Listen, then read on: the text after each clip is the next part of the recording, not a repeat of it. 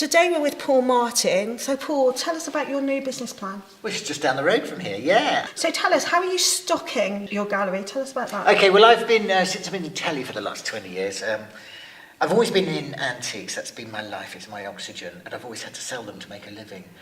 Being a TV presenter gives you the luxury of actually having a little bit more money to go out and buy stuff and not sell it, you know, because I've got a regular wage coming in with flog it. So I was on the road all the time in antique shops and centres and auction rooms, so I was able to buy. So I've got a barn at home which is full of stuff, which is now the nucleus of my stock, which I can swap around. So what do you think the locals need then?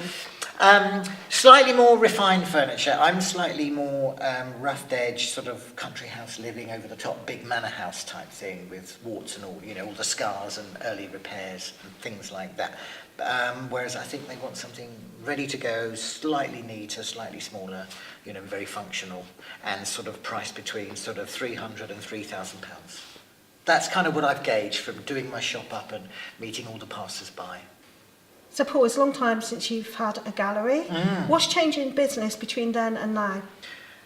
Well, no internet, no mobile phones with cameras on. It was fax machines and, you know, big mobiles, you know, all the ones that put out like that, the Motorola ones. So, yeah, you didn't have to do anything online, which really suited me. You know, if I wanted to view something, I got in the car and drove all the way to North Wales to go to an auction room to view it. Nowadays, I can look online and, you know, all these search engines and, you know, click in large and get 6 photographs of something I'm interested in buying. So I don't really have to go up there. I get a condition report.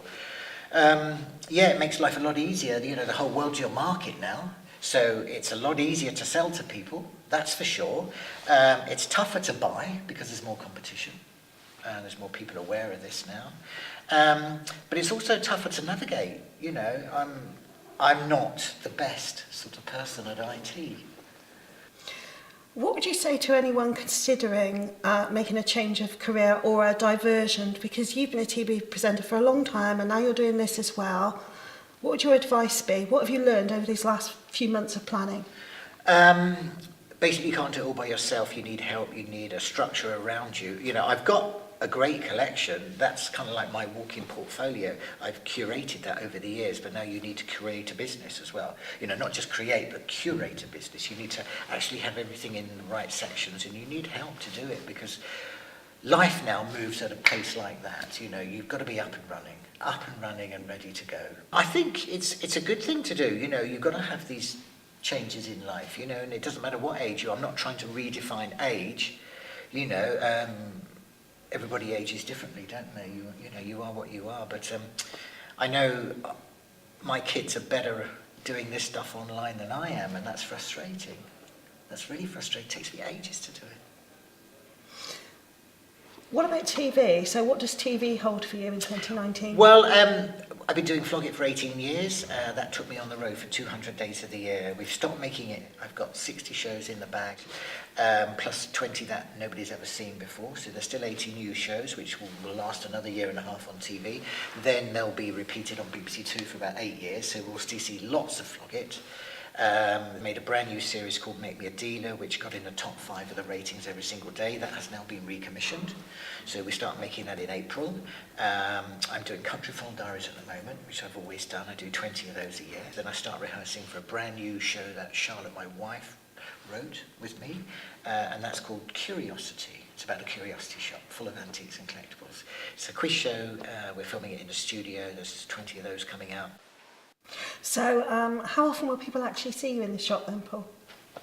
It's not part of my business, but yes, I've got to get this right. I've got to put a notice in the door, basically, to say I will be in the shop Fridays and Saturdays, and hopefully I can commit to that.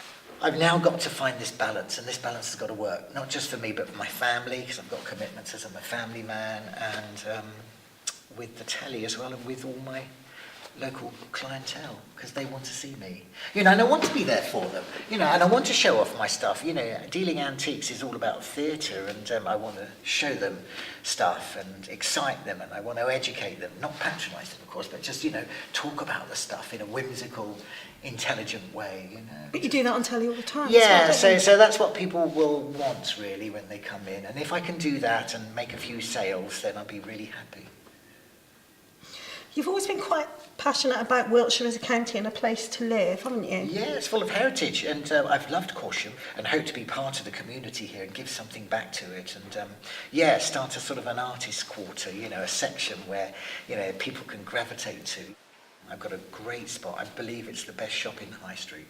Good gallery space, and I know a lot of people already because I had a month. I had a month off in between filming after I finished The Dealer, and it was sunny, it was September, so I just decorated the gallery myself, you know, and everyone saw me doing it, and I got to know everyone, which was really nice. Thanks very much, Paul. It's That's really all kind right. of you. Good luck. Yeah, thank you.